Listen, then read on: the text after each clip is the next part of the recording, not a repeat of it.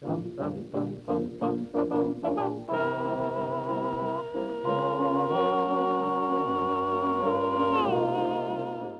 tayo ngayon sa EDSA tayo. Anong September EDSA? 11. Ulit-ulit na lang yan. Wala naman tao eh. Wala naman tao. Ito yung topic ko, Wala tol. eh. Tara na. Konti lang tao. Nagsispill ako eh. Inom na lang tayo. Inom. Nagsispill ako. Oo nga, di gaya ng makasaysayang nangyari sa Luneta noong Agosto.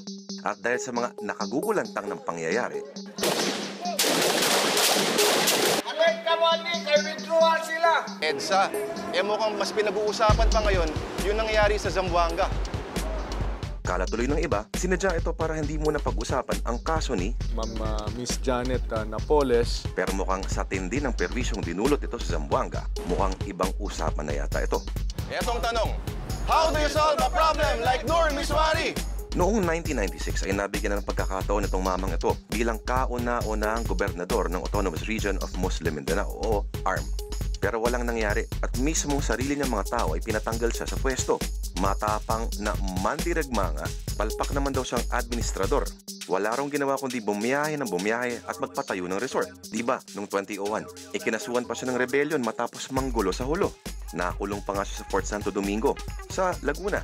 At alam naman na natin kung sino ngayon ang nakakulong doon. Ang kulit niya, no? Lumapag ang ilang MNLF sa Zamboanga, isang syudad na hindi naman kasapi ng ARM.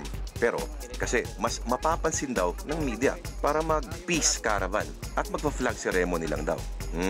Kaya pala may dala silang mga ganito.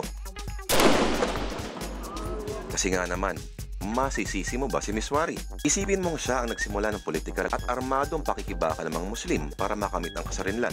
Nagsimula ito noong 1969 matapos ang malagim na Jabeda Massacre.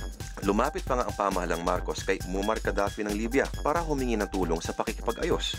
Ito na nga ang tinatawag na 1976 Tripoli Agreement. Nagresulta ito sa bahagyang otonomiya at paghupa ng mga madudugong engkwentro.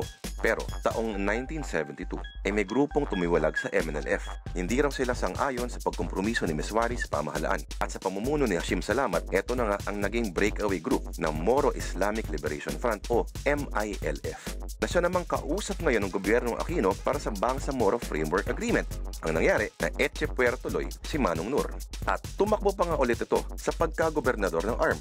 Pero pangatlo lang siya sa bilang. Masakit nga naman yon para kay Kuya. Pero mukhang hanggang yon, marami pa rin nalilito sa MILF at MNLF. Ano nga ba'y kaibahan ng dalawa? Magkaibang grupo po yun, boss eh. Liberal. Ano yung MLF? MNLF na lang, sir. MLF? Wala silang pagkakaiba.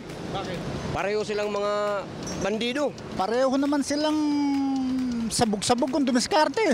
Yung MNLF, ito yung unang nag-alsa, di ba? Ito yung nagpa-popularize ng term na Bangsamoro, di ba?